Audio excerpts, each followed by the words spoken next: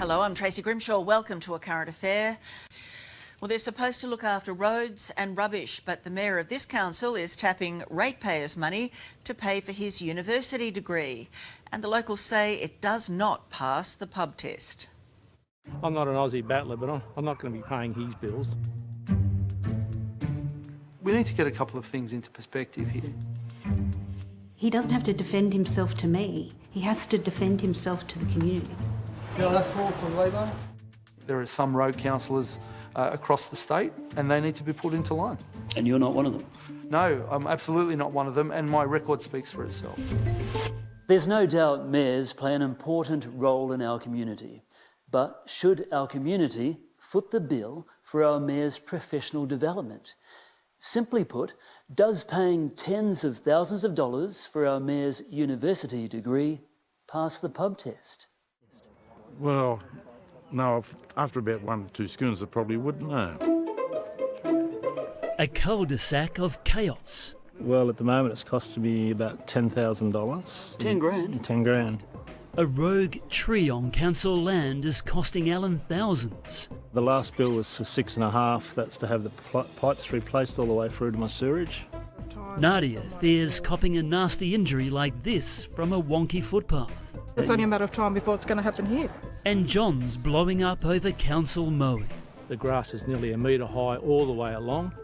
Now, these irate ratepayers have found out their mayor's uni degree will cost them up to $50,000 over several years. You can't justify that sort of money being spent.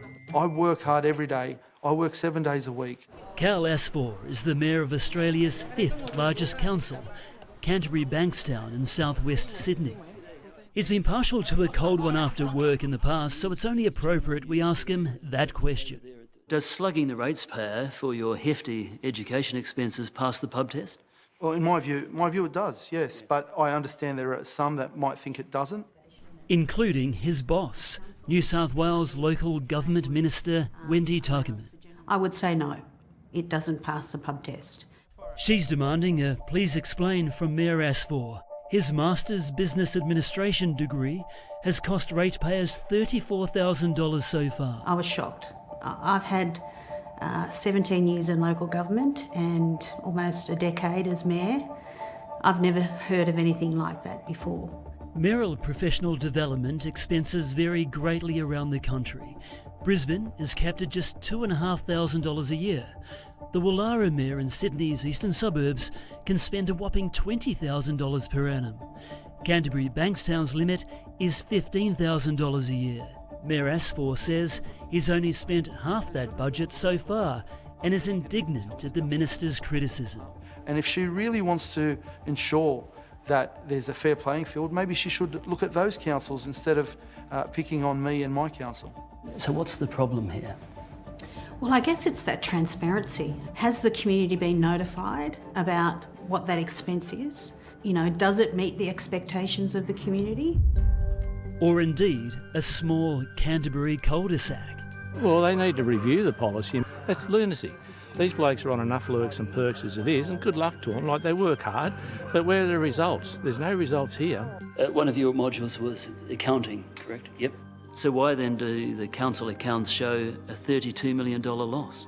So let's be clear about that. That's a lot of that is depreciation. So we're a council with $4 billion worth of assets that were built nearly half a century ago. And when you take in depreciation, that's the number that comes out. The mayor might proudly plug the Western Sydney University on his website, but he's not studying there. To be clear with you, I went and did my online study, so it's all online at Southern Cross University, and I found that to be the best value for money for the residents. The Labor mayor insists he's copping heat for taking the Liberal state government to task over the harsh COVID lockdowns in Western Sydney. The government hasn't forgiven me or forgotten about it, because I stood up and challenged them, and that's why I've got a political target on my back. I totally deny that it's a political hit. I don't care if it's a Liberal councillor, a Greens councillor, or whatever brand they may be. They have a role and responsibility to their community, so it's a matter of ensuring that that is upheld. Asfor might not be donning the mayoral robes much longer anyway. He's on the Labor ticket for next year's state elections. How would the ratepayers be getting value for money for your studies when you're about to enter state politics? This is my home. This is where I live. This is where I'm raising my children. So whether I'm in Parliament or whether I'm the mayor, it's still going to help me represent this community, represent my area, and make sure they get the best they can. The local government minister hopes a soon-to-be-released review into councillor misconduct will give her more powers to rein in expenses.